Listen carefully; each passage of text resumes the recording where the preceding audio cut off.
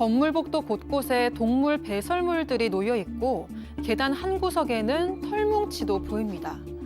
이 흔적들을 따라가 보니 오랜 기간 사람의 손길이 닿지 않은 듯한 한 가정집에 고양이들이 숨어 있는 모습인데요. 벌써 수년째 이 고양이들의 보호자 때문에 세입자들은 참을 수 없는 고통을 받고 있다고 합니다. 도대체 무슨 일이 있었던 걸까요? 자, 박 교수님, 제보 사건입니다. 네, 제보자는 수원의 한 다세대 주택 4층에서 살고 계시는 분인데 이제 본인의 집을 가지고 계신 분이에요. 그런데 이 집 앞집에 한 세입자 가족이 있는데 70대 아버님과 40대 아들입니다. 근데 이분들이 맨 처음에는 그 건물을 잘 관리하는 아주 좋은 그런 세대였어요. 이렇게 막 공동 경비도 걷기도 하고 건물도 관리하고. 근데 이제 문제는 3년 전에 이들이 이 건물로 들어온 고양이 2마리를 집안에 들이면서 시작됐습니다. 자, 이거 가슴 따뜻해지는 사연 아니야. 여기까지는 그렇습니다. 이후부터가 문제였어요. 직접 들어보시죠.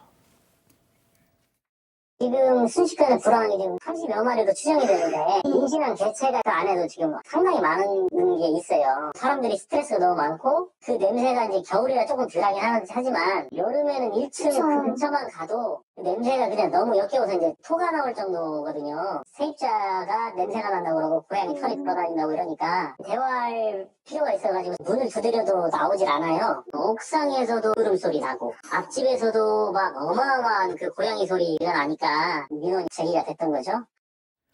아니, 아까 분명 2마리였다고 했는데 30마리? 네, 이게 제보자에 따르면 한 2년 전부터 이 해당 집에서 정말 고양이 울음소리가 밤낮 없이 끊임없이 울렸다고 합니다. 이게 알고 보니까 길고양이들을 거두면서 중성화를 하지 않고 키운 거예요. 그래서 1년 사이에 고양이 수가 정말 기하급수적으로 늘어났던 겁니다. 이 관리도 제대로 안 해서 집이 고양이들의 분변으로 뒤범벅이 되어 있었다고 하고요. 더 심각한 건 이런 피해가 건물 전체로 퍼지기 시작했던 겁니다.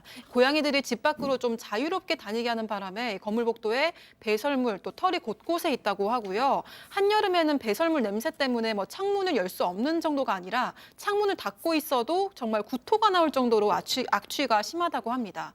지금은 날이 추워져서 조금 악취가 그나마 덜해졌지만 고양이 울음소리가 정말 밤마다 울려서 세입자들의 스트레스가 정말 이만저만이 아니라고 합니다. 지금 그 집 내부 모습이 나오는데 이 정도면 거의 뭐 애니멀 호던데 이거. 그렇죠. 이제 지난해 5월에 해당 건물로 이사 온 외국인 세입자 이때 좀 상당히 이제 이 고충을 이제 토로했다고 하는데요. 매일 퇴근해서 오면 현관문도 못 열고 또 배설물이 있기 때문에 악취 때문에 집 밖에 나가는 것도 힘들었다고 합니다. 문제가 좀 있어요. 아내가 쌍둥이를 임신한 한 상태인데 이런 문제가 계속 반복이 되니까 유산했다. 본인은 그렇게 생각하고 있어요. 인과성이 있는지는 몰라도 결국 이 외국인 세입자 3개월 만에 이사를 갔다고 하고요. 이 세입자뿐만 아니라 다른 세입자가 따져 물어도 이 할아버지가 주먹질해왔다고 주장을 하고 있습니다. 또 지금 이 나오고 있는데요. 공용 공간 옥상 문을 잠가놨는데 옥상 벽을 살짝 뚫어놓고 고양이 은신처를 만들어줬다고 합니다. 그래서 고양이가 막 오가는 탓에 저 공간 통해서 오갑니다. 결국 기와 같은 게 막 떨어지기도 하고 다행히 뭐 큰 사고는 발생하지 않았는데 경찰, 소방대원이 출동해서 이 상황이 결국 나아지진 않았다고 합니다. 아니 뭐 저도 이제 고양이를 키워서 알지만 고양이들이 막 벽 긁고 하여튼 막 타고 막 이러면서 뭐 그래요. 자, 그래서 이 외국인 세입자가 이사를 결심했어요. 그런데 이사 가기 전에 뭔가 좀 팍 한번 해보고 싶어가지고 할아버지한테 따져 물었다는 겁니다. 자, 그럼 그 할아버지, 미안합니다. 잘 관리할게요. 했을까요? 체크포인트 짚어보죠. 고양이는 우리 가족. 자, 당시 할아버지와 대치했던 그 상황 직접 보시죠. 동물 학대가 얼마나 무서운지 알아? 고양이는 우리 가족이야. 새끼 때부터 키워서 들락날락 하면서 고양이 발로 가족이라면 잘 지켜야 되는 사람. 저도 고양이 싫어하는 사람은 아니고 이런 냄새하고 이게 깨끗하지 않잖아요. 그러니까 내가 청소해줬잖아. 네가 이사 와서 한국 사람이 스트레스 주려면 가라 그거야. 저도 이것 때문에 많이 스트레스를 받고 있습니다. 고양이는 그러면 자기네들이 다 사는데 돌아다니지. 그걸 붙들어 맬 수 있어? 붙들어 매냐고. 고양이 문 닫는 것도 싫어해. 막 문을 가다놓으면 긁어. 말이 돼요? 집에서 이렇게 키우면 돼요? 법으로 해 그럼. 내가 여기 잠 못 잤어. 말을 좀 조심하세요. 아유, 아무리 고양이가 가족이고 해도 사람이 우선이지. 그러니까요. 이제 뭐 고양이들을 키우면서 정이 들어가지고 저렇게 좀 힘들어하시는 건 아니겠는데요. 뭐 고양이들이 문 닫으면 긁고 뭐 이렇게 문 닫는 것 자체도 어렵고 그리고 청소도 나름대로는 열심히 하신다고 하는데 문제는 주변 사람들이 너무 고통스럽다는 거죠. 그리고 오히려 다른 세입자들은 동물 학대법으로 얘기를 하시니까 주변에서는 얼마나 답답하겠어요. 우리도 고양이 싫어하는 게 아니다. 근데 너무 냄새 나고 너무 시끄럽고 그러니까 살 수가 없다라고 얘기를 하는 건데 문제는 전혀 대화가 안 된다는 거예요.